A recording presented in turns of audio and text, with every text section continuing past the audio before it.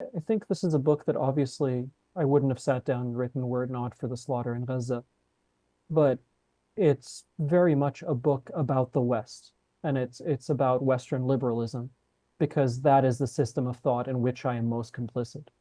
Mhm. Um, I up until very recently, I was the guy who picked up the ballot, looked at whoever had the R next to their name, and then voted for whoever had the D next to their name because, lesser evil. Um, Mhm. and to be in a position now where some kind of moral threshold has been breached such that I can't do that anymore is not something that I'm sitting here and celebrating with you.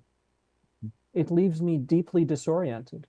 Mhm. I've been unanchored from a mode of thought that has been almost like an opiate for me through much of my adult life. I think with respect to how the book sort of indicts or autopsies or tries to contend with Western liberalism, the thing I keep coming back to is the chasm between the performance and the reality. Currently as we speak, there is an administration in DC that has no gap between the performance and the reality.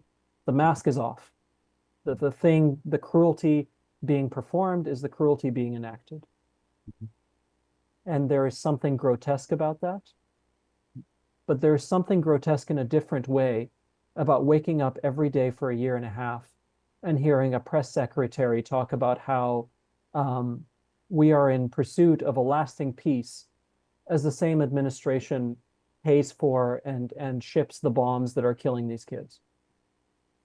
I think that there is one way or another, Western liberalism, and in this case, sort of, manifested through the Democratic Party, because I live in a country where there's only two parties that have a shot in hell of gaining the White House, has to contend with that gap.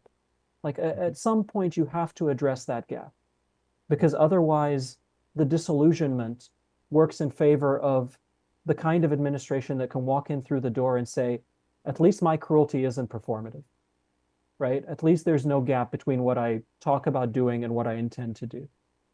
This has been the site of I think my biggest disillusionment with a system that, to be quite honest, I was fully complicit in for a very long time. Um, and so I think that was the approach, but that by no means has gone without pushback. I think I've made a lot of people very angry with that particular part of the book because again, you go back to this notion of yes, but the other side is more evil. Um, and I get that, but it's become there's absolute red lines after which I just can't endorse either a person or a party or any system that crosses that moral threshold.